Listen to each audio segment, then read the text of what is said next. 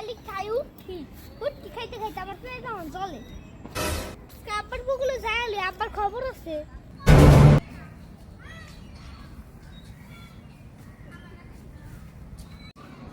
বাপরাস কোন সময়লি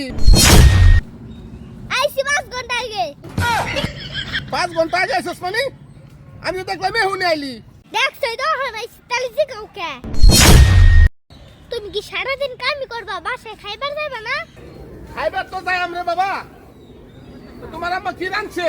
হরিণের মাংস রাঁধছে কি করে আমি তো নিলাম হুটকি তারপর হরিণের মাংস পাইলো কই কি করে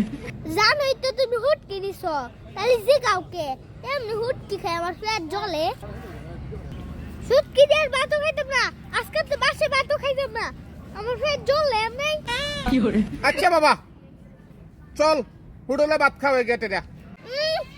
তুমি যে কি হার কিপটা আমি জানি না কি করে বাপের এমন চেবা কথা ক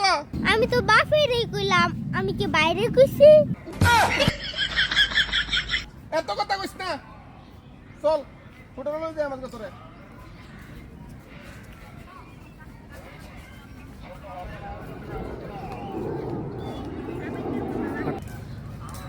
স্যার হলো যে হোটেলে যাই হোটেলে তো আমার কাছে টেহাও নাই কি মনে মনে ভাবতেছো আমি তো সব বুঝা গেছি কি করে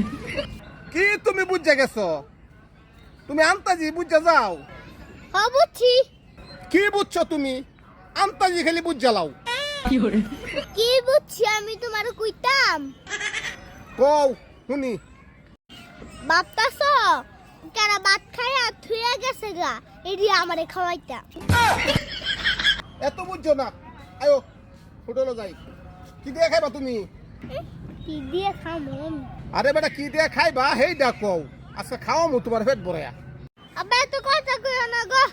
কি দিয়ে খাইবে হেডি হেডে দিয়ে খামু কি করে